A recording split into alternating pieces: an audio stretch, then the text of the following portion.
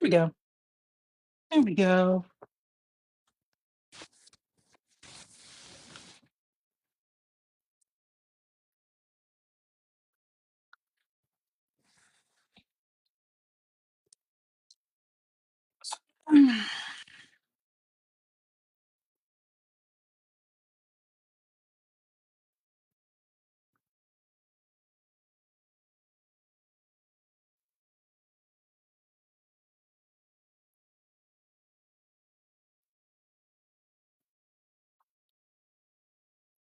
Okay, so I want to talk about the coffee date stuff. It's a trending topic. Apparently, everyone cares about going on coffee dates, whether women should go on coffee dates or not. So I thought, why not? It's a Wednesday. I have an extra 30 minutes. Let's talk about it. Let's talk about it from a career perspective. Why not? So I'll start with this. Part of the reason why so many people are invested in discussing what women's standards are or what women's standards should be is because we want the feeling of control. We all want to feel like we control what happens to us. We want to feel like we control what we get access to. And many men, if I'm being honest, they thrive on the idea that the average man should be able to tell a woman what she deserves, what she has access to. We all want to weigh in and have an opinion. So I'm pretty sure there's going to be plenty of people who watch this live stream that think I wouldn't know what I'm talking about because you look like a regular black woman. And that's fine. Oh, thank you for the likes, cinnamon girl. But I'm just here to weigh in because everybody gets a say in what women do. So I'm going to have my say as it relates to coffee dates. So I'll start with this before we get into the deeper stuff. I don't go on coffee dates. I don't. I don't. I can't remember the last time, truthfully, that I was asked to go out for coffee, right? Like, if I'm being honest with you, I think there is already like a disconnect with me because I don't, it's just not something I'm offered. Like, I mean, maybe I'd have a different opinion if that was all that men wanted to offer me, but no, I've never been really offered coffee since I was in college.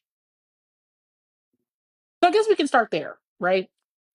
I don't believe in shaming women for what they are willing to tolerate, but it is worth noting that women tolerate what they are offered.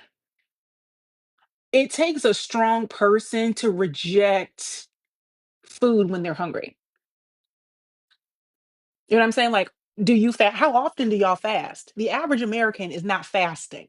Y'all are not setting food aside when it's readily available, right? So, in that same way, I would say, I'm curious to know what we would expect for women who are only offered the opportunity to get coffee. And that is how men treat you until they decide that you deserve better. Is that fair? I feel like that's fair to say. Like, I am offered dates. I am offered companionship. I am offered relationships. So like I don't need to settle for a coffee date, even from dating online, actually. Like when I used to date using dating apps, most of the time I feel like by the time I hit 24, 25, I wasn't really getting a ton of guys offering to take me out for coffee. They would still take me out for like at least sushi, you know what I'm saying? But I imagine perhaps that I would feel differently if I was only offered coffee. Maybe that would be my norm. That would be my baseline. I would feel differently if I was a high school student, if I was a college student, because I did go for coffee once in college. And I did go for a smoothie day one time in college.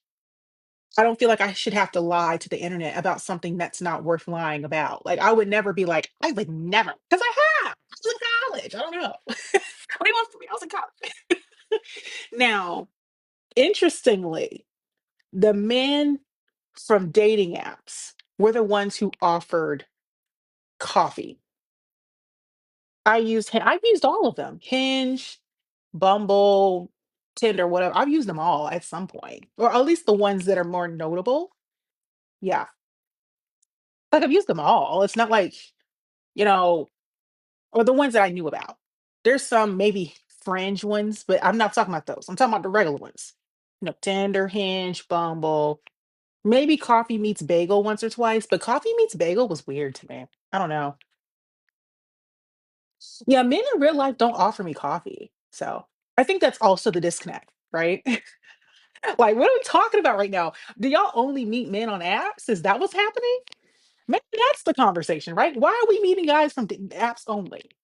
Maybe let's start there. Because I feel like once a man knows you, he's probably more liberal with his time and resources. Men who know me in real life take me on dates. Dinner is not hard. Hi, Pearl Swirl. I hope you're doing well. It's been a while. So yeah, we're just yapping. Since people want to talk about this subject and I can rack it up, go ahead, rack it up. We all live in the 21st century. Yeah, people, that's and this is getting to the point. We're getting to the point I wanted to make. There's a stigma with approaching them. Don't approach a man. That's tired. That's very 2005. Like, we're not doing that. Doing good. I'm thriving. I'm doing very well. Very, very well. Um, but yeah, so I think part of the discourse with the coffee dates, right? And this is, I'm a career designer. I am an AI futurist. So what I do is I work with my clients to level up their career, whatever. But I'm gonna tie it in because it's important. When people are talking about these coffee dates, you got to understand, like, they are having a certain kind of experience based on proximity. So, like I just said, I haven't been offered a coffee date in a while, but that's because the men in my proximity, they can afford more than a coffee. You know what I'm saying? It's not that I can't drink coffee. I do drink coffee now, but I just feel like at this point in my life, the men that I'm consistently around, dinner is nothing. A little quick little 1-2 at a sushi restaurant is sushi is a great first date, by the way. But yeah, sushi is light. You're not full. You're not bloated. It's cutesy. It's yeah, I love a sushi date, but that's besides the point. It's who you're around. And so if you are a woman and you are limited to the people that you are around, that's a problem because that means that you're not getting asked on dates in real life. You're relying on random strangers. So they don't want to spend money on you like that. I don't go on coffee or drink dates. LOL, no thank you. Yeah, I don't drink alcohol anymore, but then also coffee dates, it just seems low effort. Coffee is low effort, but we're going to get to that. I hadn't got that part yet. But yeah, I think your proximity matters. That's why I called the live. Your environment vets your prospects for you. End of discussion. That is the conversation starter. Okay. You can't command more because you're around people who are used to less. The reason why I work on women to get better paying careers is because this begins and ends with you. If you don't like what you're getting, you have to change your environment. I didn't realize how much environment mattered. I thought I knew, but I didn't fully understand until I started working in Big Four. And I started working around a different caliber of people. And it changed my perspective on a lot of different things. I thought I knew, but I had to understand at a different level what working in a prestigious opportunity, a prestigious firm, prestigious positions, where the standard is people with multiple degrees, the standard is experts. Like, if that's your standard, then you're around beautiful, intelligent people all the time. So therefore, no, nobody's asking me to for, you know what I mean? No, like, When I go out with people from work, the men cover my stuff all the time. It's like natural to them. They naturally pay for everything. Oh, Faith, want to get some food? Yeah, just go ahead and get me a sandwich. And they pick the sandwich for me that they want to buy for me and whatever. That's the norm. Like a sandwich, soup, drink combination in an upscale hotel can easily about 30, $40. And they pay it because you're not haggling over stuff like that. You know what I'm saying? This is not a big deal. This is not a flex. This is just the norm. Okay. Degrees from Ivy League schools as well, of course. I'm not with my boyfriend. Oh, that's old news. Child, that was 2022. It's 2025. I'm single. I'm very single, not really mingling. I'm not really dating. It's a personal decision. I'm just in 2026, I'll hit the streets. In 2025, it's about me. 2026 is when I'm hitting the streets. So I'm not dating yet. Your ex broke up in October. Well, good for you. Live and let live. I hope you were enjoying your time as a single woman, you know? I always congratulate people when they break up because enjoy yourself. Do you cover lunch for them? No. I've never been in work situations where I've had to cover or pay for anybody's anything. I'm a woman. But then also in general, like unless it's a client, but then I'm not even paying for that. The company's paying for it. So no, no. So why am I saying this? Because your environment vets your prospects for you. So when I got a more prestigious job and I started hanging around people who are well knowledgeable, very experienced, established in their field, certain things are the norm. So therefore, certain conversations I've just never really had to have. Like once you hit a certain point, no, nobody's discussing this. And so this is where, I work with my clients to understand like the ground level one is just getting better jobs, better opportunities afforded to you, getting you some level of status privilege just by working at a good company. Some of y'all, if we can just get you a F500 job, if we can just get you the F500 job making at least 98,000 a year, that's going to change your life.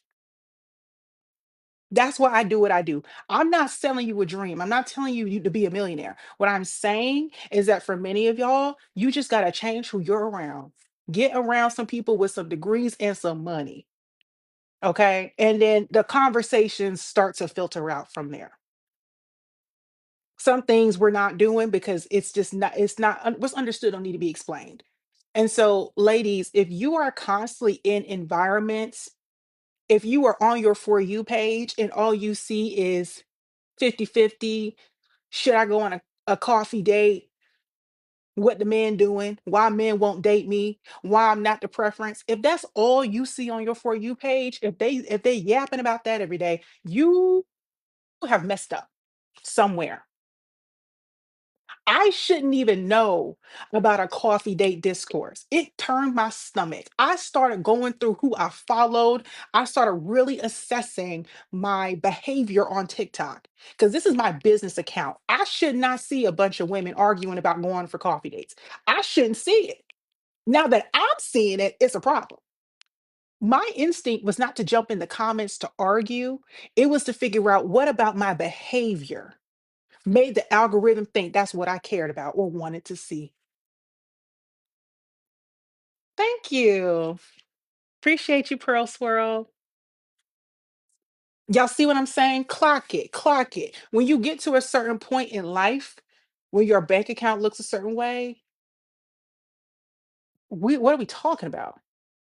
The discourse around coffee is no longer relevant. You want to get to a point in your career where this is not even a conversation you can relate to or care about or even bother to weigh in.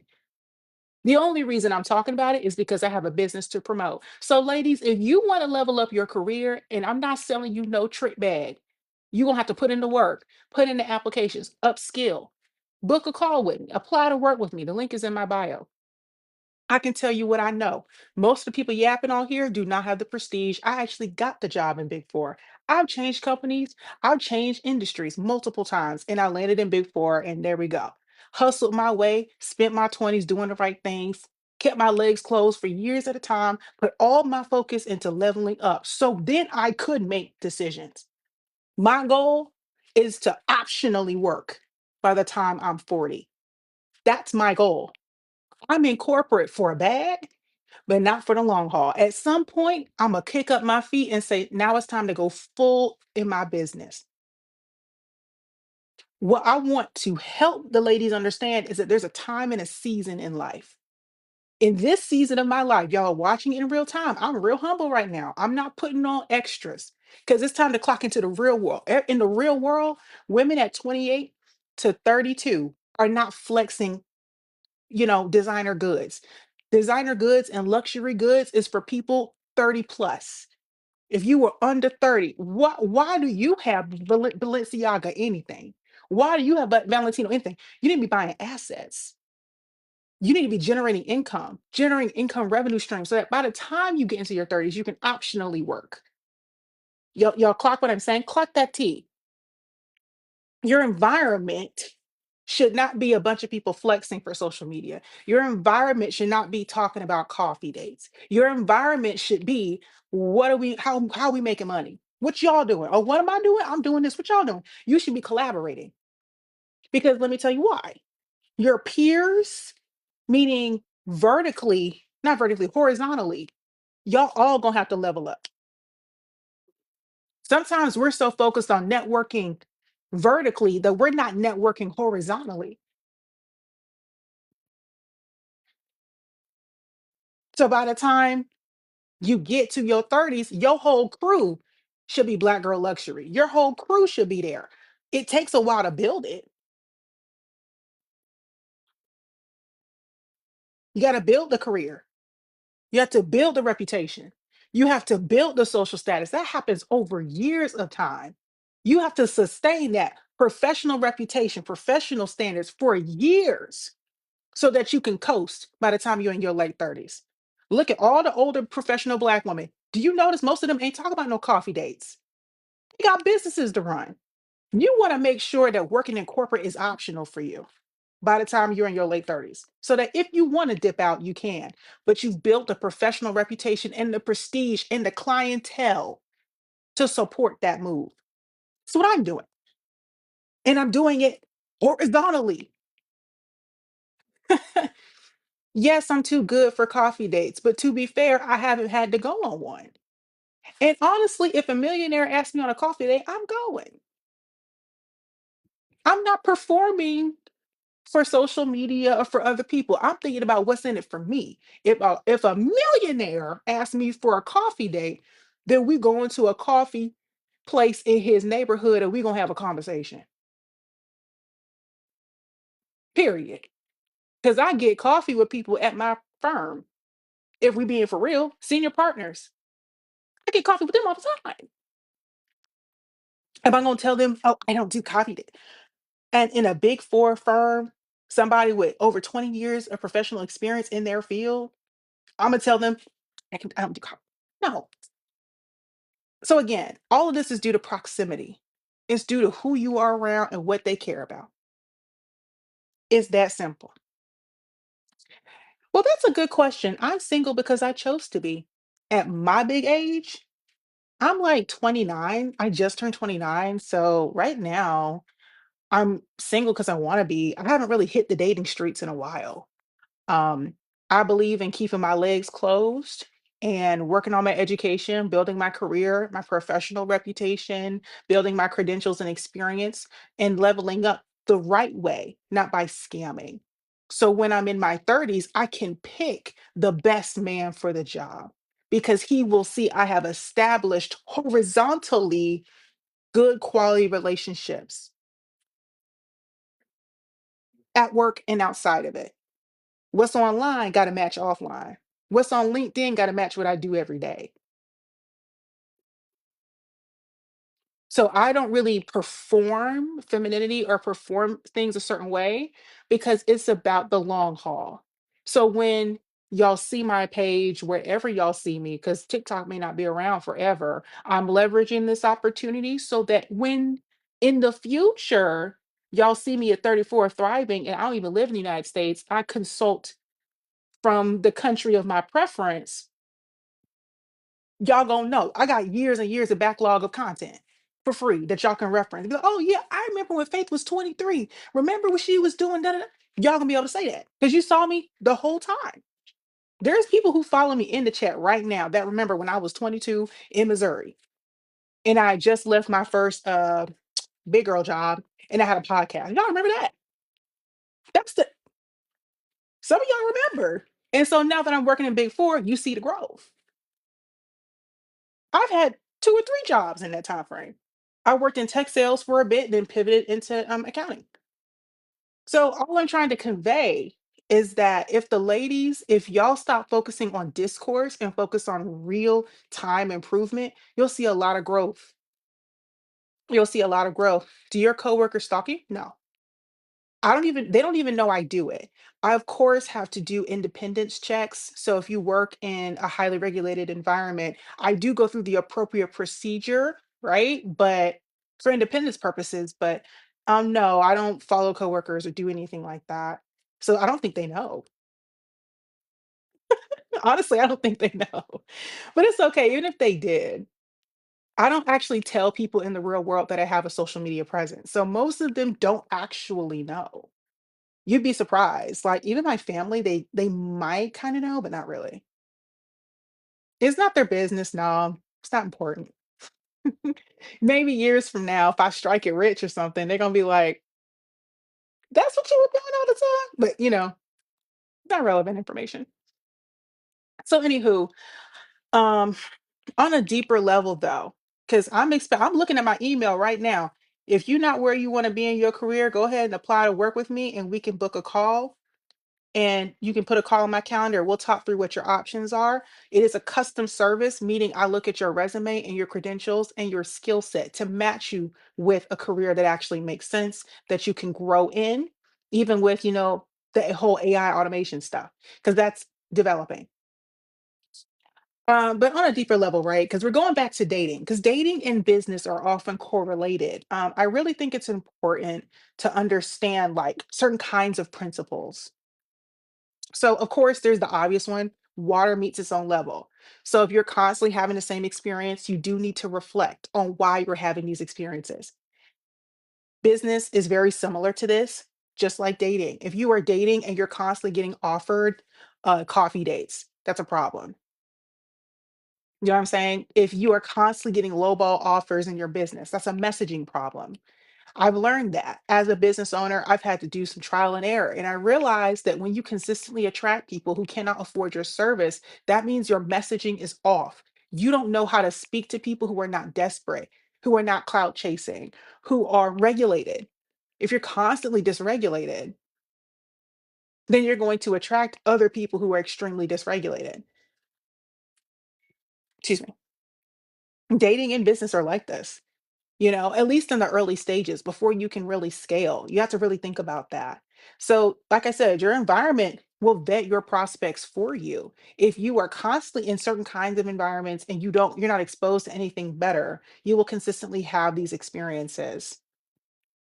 End of discussion. Another point I wanted to make, which I don't think I've seen this on TikTok yet. This is just like an observation that I've had. It's a theory, but I think it's a good one. When we talk about women's standards for who they date, one thing that is not considered is that often women are being asked to do a lot. We are being asked to be objective enough to see a man's true intentions, but subjective and emotionally available enough to be open and be ready for love. And I think those things are diametrically opposed. I don't think any woman, any modern woman, is going to be objective enough about a man to fall in love with him because he's a human being. Like, as somebody who's a very analytical person, hear me out. Y- I don't feel things. I don't experience, I analyze, I critique. So what happens is that I can't be in the moment because I'm assessing danger. I'm assessing threats. I'm looking for opportunities. I'm analyzing, not experiencing. Now, that is very good for finding out if a man is serious or not, or finding out, just stuff about him that you don't like. But that does not lead to a true love match, does it? And I don't want to assume that everybody's coming from a fear-based perspective because at this point in my life, it's not based on fear. It's not like I'm analyzing a man because I think he's going to attack me. It's not that. It's not that I'm afraid that every man's going to hurt me. In reality, it's I'm assessing him and sizing him up for long-term potential partnership. And I think a lot of women do this, right? Especially if you have something to lose. So, what happens when you're so busy analyzing, you're not good at experiencing love? Then that means that you can't recognize it when it happens. And it also means that you're very disconnected. Body, soul, and spirit have to align to meet the right person. Body, soul, and spirit have to align to attract your true love match. And so, what I think is happening is that women don't know what to do. We want to feel and be actively involved in the experience of falling in love because it seems exciting, but we can't be present emotionally and also vet these guys as hard as we want to. And this is why I believe there's so much of a fixation around small things like, oh, is a woman going on a coffee date? And how much should a man spend on a date? And how many dates before you become a couple? And how long to date before you get married? Like, it's all these small things that ultimately, taken individually, don't mean much, but collectively can paint a much bigger picture. And I think this is important because I'm getting to the point. I'm getting to the point. Modern women dating, your environment should vet for you. Hear me. Your environment should vet for you. It is not a foolproof method, but it does work. Because when you cultivate an environment, a group of people, a culture, a family system that is hostile to bad actors, it reduces the chance that you're going to get got. It's never zero. Chances are never zero, but it is a good method. When I look at women who married well, I'm not just thinking about money, I'm thinking about personality, like compatibility, right? I'm thinking about all sorts of metrics. And what I found is that women who married well have strong, resilient family systems and an extended community that is invested in her success outside of sex and babies. So, this matters because if you don't have that, if you don't have communities of people who are rallying behind you and are going to viciously protect you, then yeah, you are going to become prey because you've already been prey. Think about the women who have narcissistic family members. Think about the women who have bad relationships with their fathers. Within the family system, they've been betrayed. So, at a core level, they cannot ever attract somebody who won't betray them. The family system has decided that betrayal is common and acceptable. So, when he inevitably betrays her, it won't be a betrayal. It'll be the norm. It's the culture of that family system. This is across all socioeconomic backgrounds. All socioeconomic backgrounds. You can have abusive people in every socioeconomic background. So money is not the deciding factor. It's is this family system safe? And most importantly, are there people around her to viciously protect her? In particular, are there men in her life who are not having sex with her that are invested in her success, that see themselves as active participants?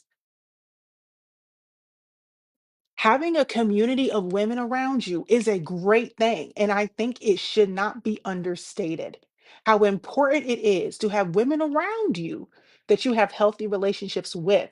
But in a patriarchal system where men are considered leaders just because they're male, if you don't have other men, and I'm not just saying your father, I mean more than one, multiple surrounding you that they have to answer to, then yeah, you're going to have some problems.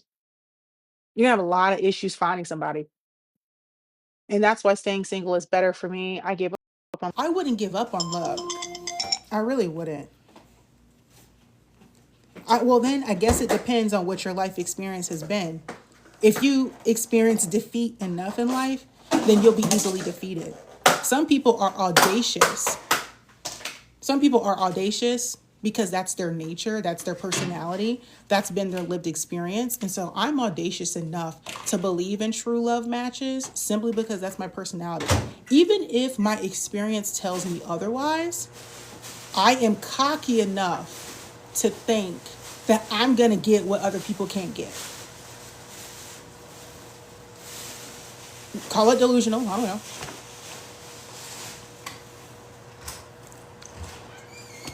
Cocky enough, delusional enough to think that I can get what other people can't get.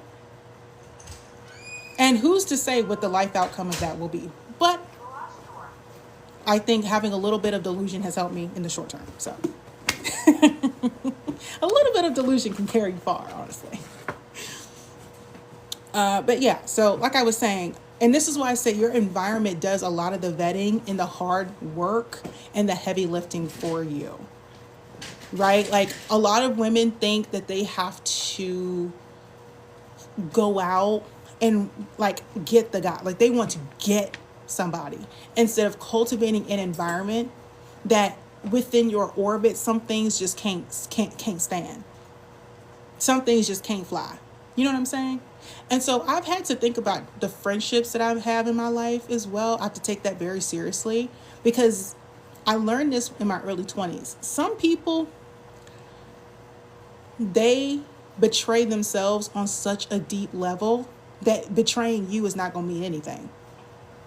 They tolerate stuff they shouldn't tolerate. They accept things that they always said was unacceptable just to have somebody. And so those kinds of people can't be trusted. And at that point, you know, I can't keep you around me. It's not like you don't have to be a bad person. You just have to be like too forgiving. Too, don't close that. I will close it. But you see what I'm saying?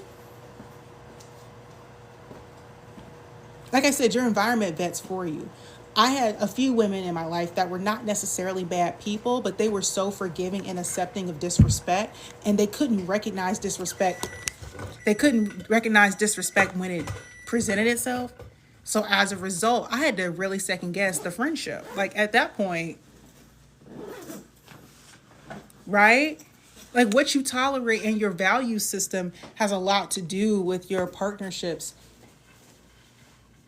I know there's certain things, for example, like if I knew that my friend was cheating on her husband, we're not friends. And I'm telling the husband, I'm gonna give you 48 hours to get your act together and tell your husband before I tell him. I'm gonna send him a nice text and then I'm blocking everybody. You know what I'm saying? I will ruin unhappy homes. I will. Because the truth is important. And I'm not gonna have that karma, that weight from knowing that the truth is not being told. I believe in that. I fully believe if you are an active participant in sin, you will have a bad life experience. It'll catch up to you one way or another. So anyway, there's certain things that I just would never tolerate within my circle because I understand the weight that carries. It's some things that's very weighty. Very, very weighty. So do I necessarily think being single is bad? Do I think, if you can't find anyone, I don't necessarily think it's always your fault. But I do think it's very difficult to have a healthy relationship and a happy marriage if everybody around you is unhappy. If everybody around you is miserable and single. Like it's one thing to be single and happy about it, but then there's being single and miserable. At that point, it's not helpful. It's not helpful. You know what I'm saying? So again, your environment does the work for you. So what I had to do is I had to look at self. I said, okay, Faye, how many happy married couples do you know? And then it got real because I was like, dang, I don't really know that many. But that's something for me to work on. I mean, I do want to get married one day. Maybe not tomorrow, but at some point. So it would be useful to make that my norm. Happily married people, my norm. Not because I think they're going to introduce me to somebody. That's not necessarily their job.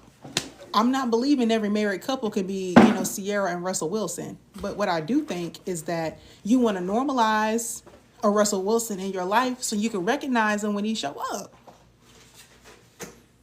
It should be the norm to have those kind of people around you. Because one thing I will say is if you have a lot of decent men who are all married, they enforce that ruthlessly with each other. Like men who actually want to be married and that is part of the subculture of their group. What? Oh, 1 second.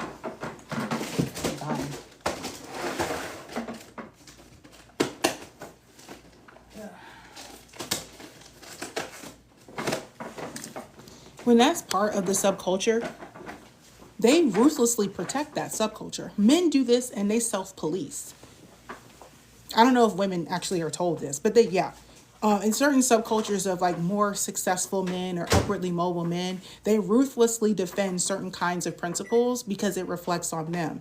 So if you are around a group of married dudes, they all act and behave a certain way. And if you off kilter, if a man enters their orbit and he's off kilter, he's not married, that man will quickly get married just because he's around them. A bunch of men, like if they all have businesses, that's something that they really value. So if you a dude and you don't have a business, what y'all gonna talk about? Don't get me wrong, men connect on all sorts of points. I think they're very social. Men are very social and they know how to compartmentalize. But there is something to be said for upwardly mobile men ruthlessly protecting their circle because they understand like there's certain kinds of dudes that's going to threaten what you got going on. And they're thinking like transactionally, like, yeah, you're cool, but what can you bring to the table? Because at this table, we all sitting at, we all smoke cigars once a month and we talk business. So if you don't have a business, what you here for? We trying to, yeah, we could play basketball, but like there's things that we trying to do. And I didn't know this, how serious this was until I was talking to a cousin of mine. My cousin is retired, but he did pretty well for himself. He's ex-military, very well for himself, him and his wife. But one thing I found was that he straight up told me, he's very classist and unapologetic about it. He was like, listen, all my friends have boats. I'm the only one that doesn't have a boat. So me and my wife, we're going to get a boat. That's one of the first things he asks. And he's unapologetic. He's like, so who got a boat? You don't have a boat, then we can't be friends. Now that's his standard. I'm not going to argue with the standard, but that's his standard. When one of his friends got a really nice sink or something, it was some deep sink. I don't know. I don't have a house, but he was like, wow, my next door neighbor got that. That's so nice. He turned to his wife, was like, we getting one. That's just how they are. And he's not competing. He's just taking notes from the men around him to make sure that he's at standard. And he takes serious the quality of life that he has and the quality of life that he provides. If he sees something nice that he wanted, he gonna make sure he get it. And all his friends around him, what they all do, they got boats, they love to fish. That's how they communicate. That's how they connect.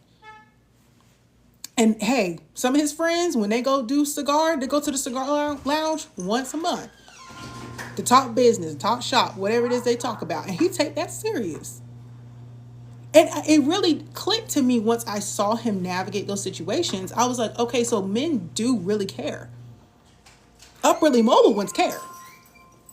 I remember, and I've said this before, but like when I was in college, one thing that really stood out to me was that when I would have friends, I've had friends over the years from 2-parent households or whatever, and their dads really liked me. And I'm saying this because some of the things that they would say was really interesting. And they all said similar things, but they were like, you know what? I want you around my daughter because you got a good head on your shoulders. I can tell you're going to have a good job one day. I want to make sure that she stay in touch with you. Now, granted, do I know what we were talking about? No, I don't remember that. But what it impressed upon me is that there's certain kinds of men that you actually want today that are thinking this way. Everything in their life is very curated. From the wife that they pick to the neighborhood that they live in, all of it is curated. They've been planning it silently the whole time. So even when they have kids, they looking at them kids like, okay, which one come from a good family? Oh, that one? Okay, well we can keep them around. Oh, which one? Oh, her parents are lawyers? Yeah, we need to invite them to the Christmas party. Make sure we send a card to them. That's how they're thinking. And it's not necessarily because they're always looking to extract immediate value from these relationships, but they understand their environment matters. Are y'all tracking with me? Are y'all tracking with what I'm saying? Like, their environment matters. And once you realize to the extent to which there's vetting happening every day, every day people are vetting. And so you have to ask yourself, like, where am I being sorted into? What category? Because people cluster together. So if you're clustering with a certain crowd, and I would go so far as to say, I've even noticed on social media, certain people I was friends with, our algorithms would reflect similarly. We would see the same video within weeks of each other, simply because we were having similar conversations. And so your phone is listening to you. So eventually, if you have the same conversations or, conversations over time with someone, your For You page will begin to reflect that. I know y'all don't think it's that serious, but it actually is that serious. Like, the quality of your conversation is actually dictating your reality, meaning what you're being shown. So your environment is not just like literal external environment, meaning the people that you're around, the people that you hang out with, and what you're exposed to. It's also your digital environment, your digital appetite, what you're consuming constantly. And so I had to check myself. When I saw the coffee date stuff, I was confused. I don't ever see that discourse. So that's how I knew y'all was doing too much. Whatever that conversation with the lady who was eating McAllister's, y'all did too much, because now it's on my For You page. And now I have to start blocking everybody and starting over from scratch with my follow list to make sure it's sanitized. Because I can't do it. I can't do it. Be just as ruthless about your digital appetite as you are with your friend group and your friend circle, as you are with your dating standards, because it all matters. I mean, think about it. What happens when you attract the man that you think that you want, that you think you qualify for? What y'all gonna talk about? Oh, because, child, let me tell you what they talking about on TikTok.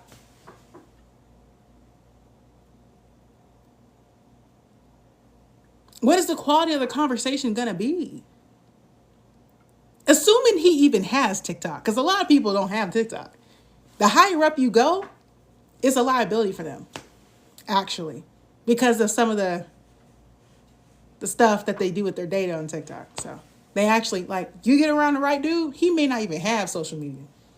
That's how you know. If he don't even have social media because he can't have it, yeah. That's how you know. Big fish. They can't even have it. They don't have no LinkedIn because they don't need it. They're that established in their field, they don't really need a LinkedIn. FYI. But that's because they're firmly entrenched. If you're not firmly entrenched, then, like, disregard. But I'm just saying. I'm just saying what I'm saying. So anywho, I do think that overall, the more I consider, I'll do that tomorrow. Sorry guys, I got a pain from work. So I said all that to say, when you are considering these dating conversations, really reflect on your part in all of this. The biggest advice I can give people is to focus on the controllables and focus on being more ruthless with your time and your effort.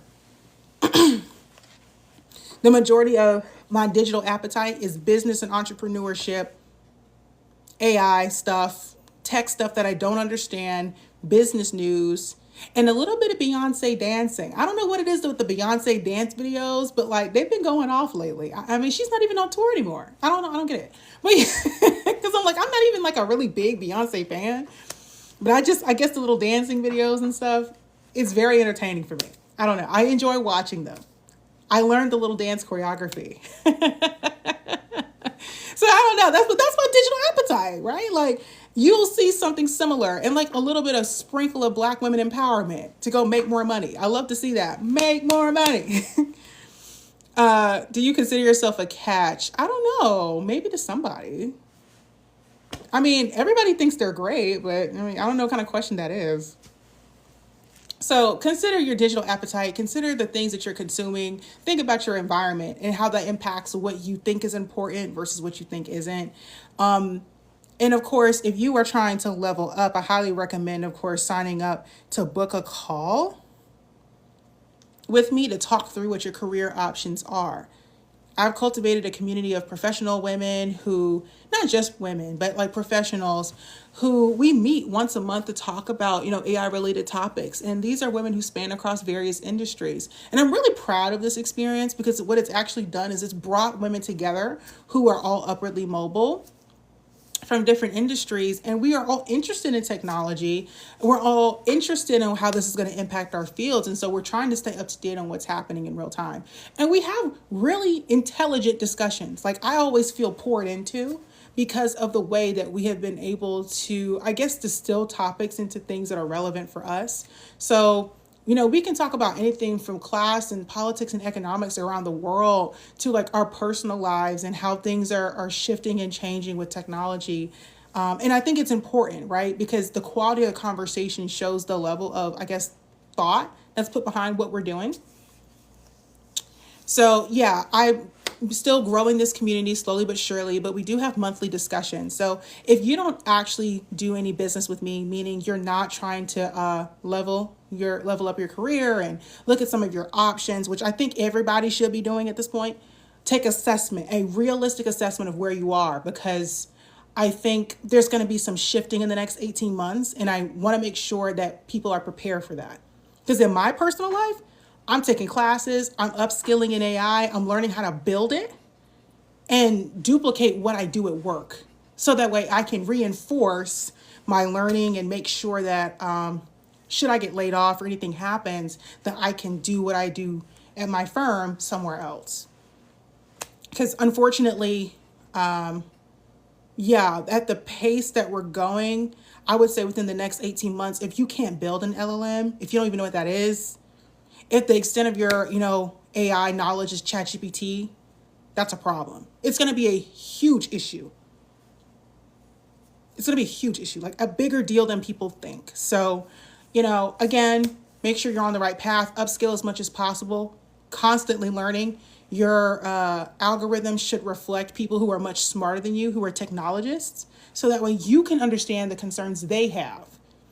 The deeper your knowledge and level of understanding, the better off you're going to be. So become a specialist in your chosen field, whatever it may be. And then make sure you surround yourself with people who are across various fields, right? Because I think what's happening, and I don't want to get too deep into this because might be a separate conversation or something, but generalists is not a thing for most people. You get to be a generalist when you're raised with privilege. When you are not raised with privilege, you are literally living off of knowledge work. In the short term, knowledge work is going to at least keep you in the conversation. It's not what's going to in the next 30 years keep you employed, but at least in the short term, having a specific set of skills, marketing that, owning that, it's going to be very helpful. Integrating AI into your workflow and maybe even changing your workflow based on whatever AI models are out there. Knowing how to do that is going to be critical in the next 18 months. But I think, next 5 years, the specialists are going to be harder to replace. People who are generalists, who have breadth but not depth of knowledge, it's going to be an issue. That's my 10-year projection. 30 to 50-year projection, knowledge work is going to be phased out altogether. So that's why I do what I do. That's why I offer the services that I do. And that's why I have the community of people and professionals that I do, because we're all learning each other. That is the breadth of knowledge, but the depth of knowledge is specific to your field. So yeah, one day I'll do a live stream just talking about some of my forecasts around this, but I hope you guys have a great rest of your day. I got a dip. But yeah, so book a call, apply to work with me, I do have a chat GPT freebie if you're interested. I also have a custom GPT that I built for evaluating your resume. These are free resources. Go get them while it's still relevant. While it's still relevant. So I hope you guys have a great rest of your night, and I will see you on the flip side.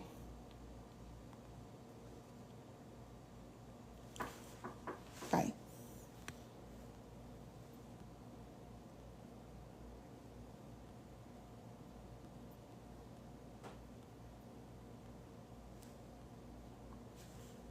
Let me see.